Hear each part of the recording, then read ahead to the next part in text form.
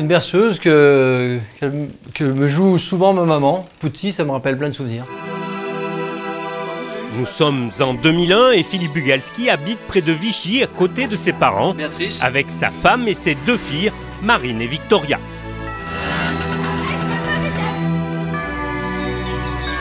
Ça va bien ou pas?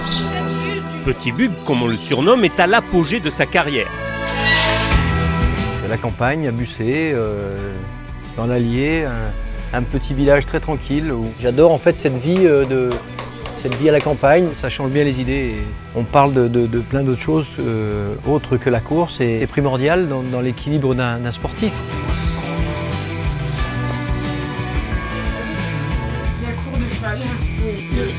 Quand il est à la maison, Philippe s'occupe au maximum de sa famille et de ses chevaux, une passion qui les lie.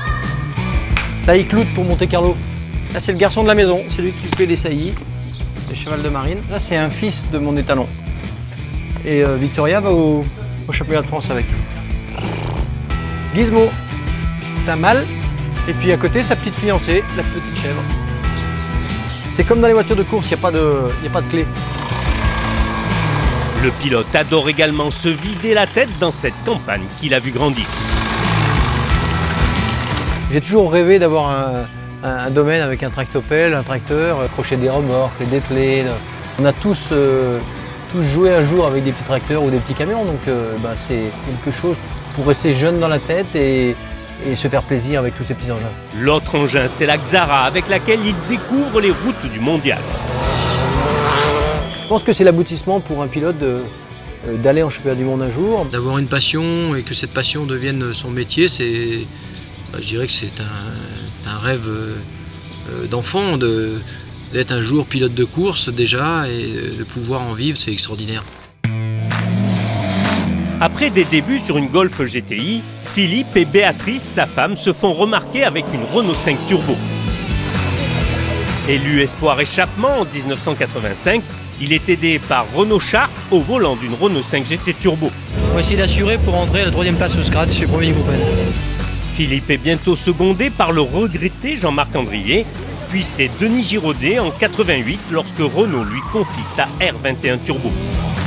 Le pilote dispute même une course en circuit au Grand Prix de Monaco.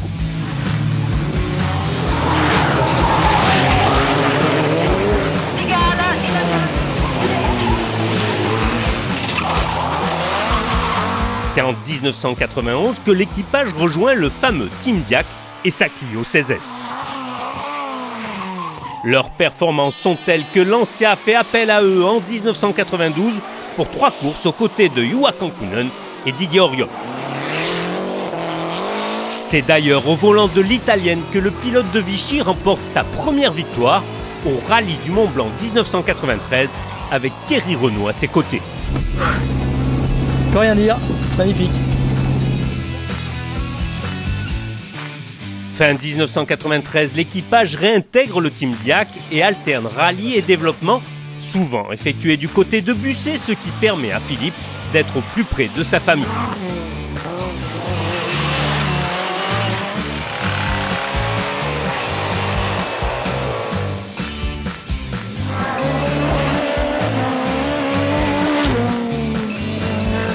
Poteau gauche 116, sortie humide et à fond 80 mètres.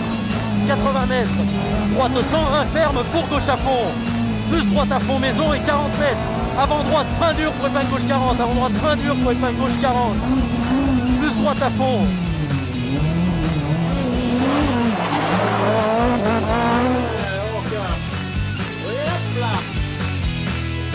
Allez, ya!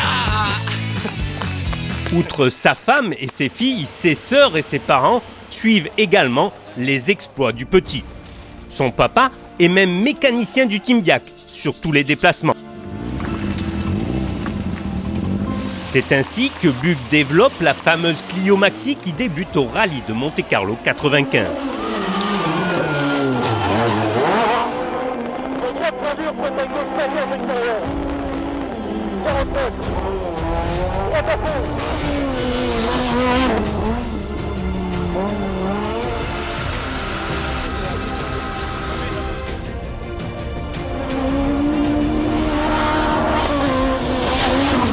Mais au Grasse Alpin, la voiture sort violemment de la route et Thierry Renault est tué sur le coup.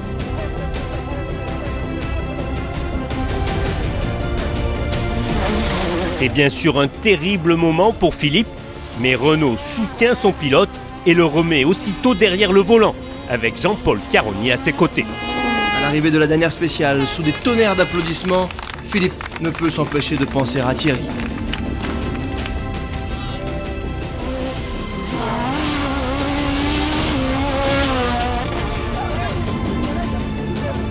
Il faut attendre le Rouergue pour que Bug renoue avec la victoire, dans une émotion bien particulière.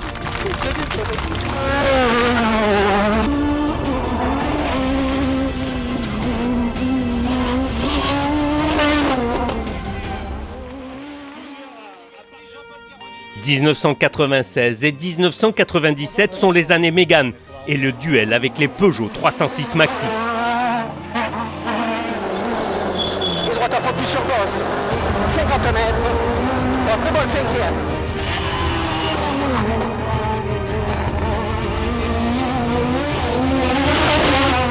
Je suis confiant, on revient à moins de 20 secondes maintenant de Gilles, donc lui il est obligé de rouler et nous on va continuer à attaquer. C'est pas la même victoire que l'année dernière, mais ouais. Bon, c'en est une très belle aussi.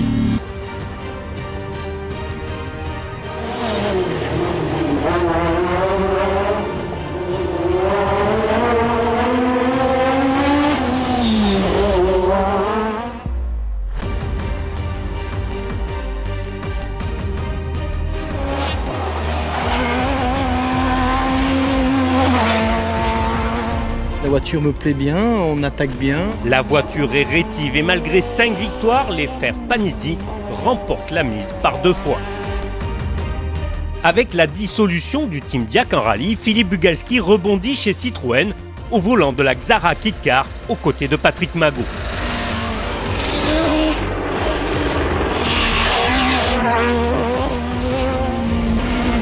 Droite à fond, côte de Houtre et à fond, 40 mètres.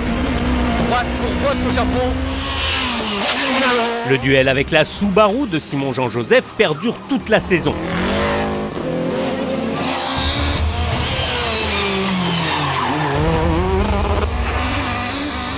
Il faut attendre encore le rallye du Var pour connaître enfin le nom du nouveau champion de France. Bon, c'était vraiment très dur, il y a eu un moment difficile un peu dans la saison, mais là c'est vraiment génial.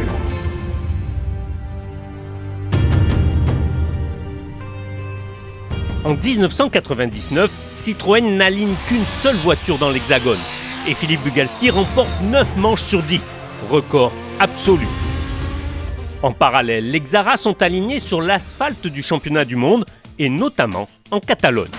Un public de plus en plus nombreux assiste chaque année à la manche espagnole du championnat du monde des rallyes. Et c'est un Espagnol justement qui s'envole en tête de la course, Jesus Puras et sa Xara Kit-Car. La surprise ne s'arrête pas là. C'est une autre Citroën qui prend la 2e place avec Philippe Bugalski.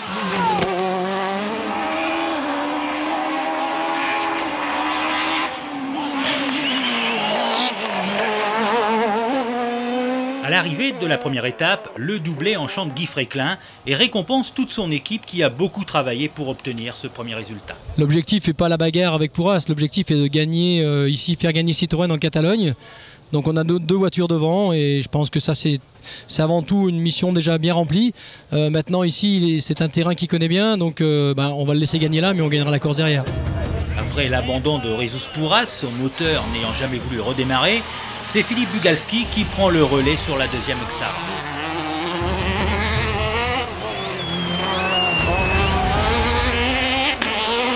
Partie gagnée pour Citroën. Après être venu pour voir l'année dernière, l'Armée Rouge a parfaitement exploité le règlement pour permettre à leur Kit-Car de devancer tout le plateau des WRC. Fantastique également pour le champion de France d'avoir dominé tous les ténors du mondial. Une victoire qui compte. Ah, c'est la plus belle, c'est un grand moment de la vie. C'est vrai qu'on l'a voulu. Dès dimanche soir, on était confiant avec la voiture, mais on ne savait pas comment elle était la météo. On savait qu'il y avait des gros cadors ici, mais j'avais annoncé que pendant la Lyon Charbonnière, une WRC aurait peiné à nous battre. On l'a confirmé ici en Espagne. Quelques semaines plus tard, les 2 équipages sont au départ du Tour de Corse, face aux Mitsu, Toyota, Ford, Subaru et aux nouvelles Peugeot WRC.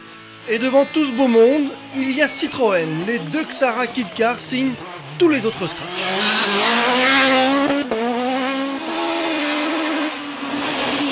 Philippe Bugalski prend la tête dès le 3e chrono. Quant à Jesus Pourras, il fait mieux que se défendre et les deux pilotes rentrent à Ajaccio aux 1ère et 3e places. Je pense qu'on est sur un rythme déjà pas mal élevé.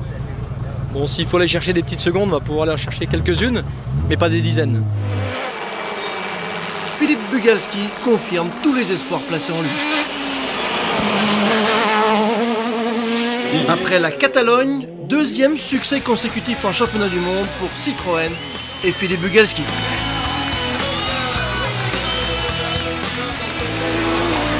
Épreuve de clôture du championnat national, le rallye du Var fait office de bouquet final. Impérial, Philippe Bugalski signe ça et là quelques scratchs pour rentrer à Sainte-Maxime avec une avance qui frise les 2 minutes.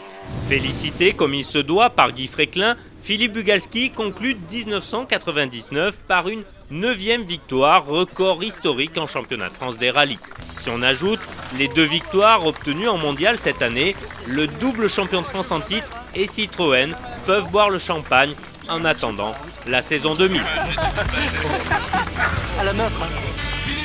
Des performances qui incitent Citroën à se projeter en championnat du monde. Une Xara 4 roues motrices est fabriquée et développée par Philippe Bugalski et Patrick Magot sous l'impulsion de Guy Fréquelin. C'est la naissance d'une nouvelle voiture, d'une nouvelle génération et beaucoup d'espoir pour le futur. Celle-là n'a pas gagné encore, mais je pense qu'il y a un gros potentiel. C'est une 4 roues motrices dotée d'un moteur turbo, comme ce qui se fait de mieux en championnat du monde.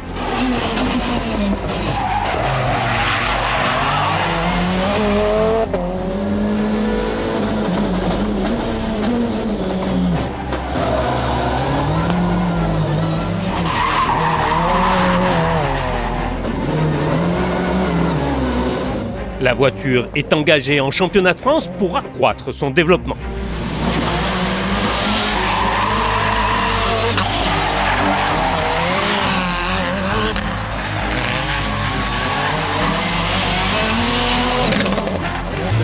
Philippe Bugalski remporte une 6e victoire au Rallye du Mont-Blanc, une victoire qui lui permet d'être couronné pour la 3e fois consécutive. 30 mètres gauche 105, pour droite 93 léger long ferme. Pour gauche à fond, droite 90 ferme. 30 mètres gauche 105. En 2001, la WRC doit débuter au Rallye de Catalogne. Philippe Bugalski enchaîne les séances d'essai et fonde beaucoup d'espoir. C'est vrai que cette année, on a la même voiture que tout le monde. Je pense que l'expérience sur l'asphalte, on l'a. Le verdict, on l'aura pas à l'arrivée de la première spéciale, mais à l'arrivée des, je dirais, 2 ou 3 premières spéciales du Catalogne. Je rentre dans le 4 à l'entrée, je mets la 5 au milieu, comme sur des rails, il y a de la gravette, il y a tout. Citroën. Le mot est dans toutes les bouches au départ de ce rallye de Catalogne. La Xara fait son entrée dans le grand bain du championnat du monde et la nouvelle WRC fait figure d'épouvantail. Tout le monde a en mémoire la victoire de la Kit Car ici même, il y a 2 ans. Dès les premières spéciales, on est fixé sur les performances des voitures. Jesus Pourras se porte au commandement, suivi par Philippe Bugalski.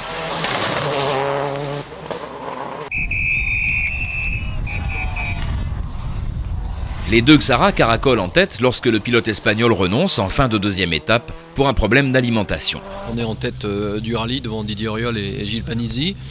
La voiture va bien, j'ai confiance en elle, donc ça devrait être une belle journée. Apparemment la météo aussi a l'air de s'annoncer bonne, donc ça va, je suis pas inquiet. Et il a tort Bugalski, un problème d'embrayage au départ d'une spéciale lui coûte 4 minutes de pénalité. La bête blessée rejoint l'assistance où un extraordinaire balai de mécanicien remet l'animal sur pied dans le temps imparti. Reparti en 8e position, le pilote de Vichy met un point d'honneur à signer de nouveaux scratchs, mais le temps perdu est bien sûr irrattrapable. Bon, il y a eu quand même des moments intenses, des moments forts de joie avec cette voiture. Donc déception, c'est sûr qu'elle est toujours là, mais parce qu'il n'y a pas je dirais, on a eu le gâteau, mais on n'a pas eu la cerise qui va dessus. En 2002 et 2003, Philippe Bugalski ne dispute que 4 manches du mondial et se concentre sur le développement de la voiture. On est là ici sur la neige pour préparer Monte Carlo. Bon, on a de la chance d'avoir pu rouler dans des conditions presque extrêmes, je dirais, puisqu'on a beaucoup de neige, de la glace, de l'asphalte par endroits, vraiment des conditions Monte Carlo.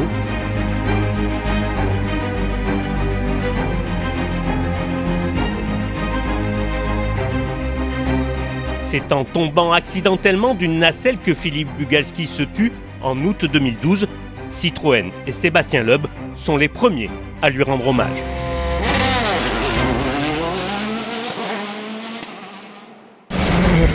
Votre programme vous a été présenté par MyGT2i, l'appli des passionnés de sport automobile.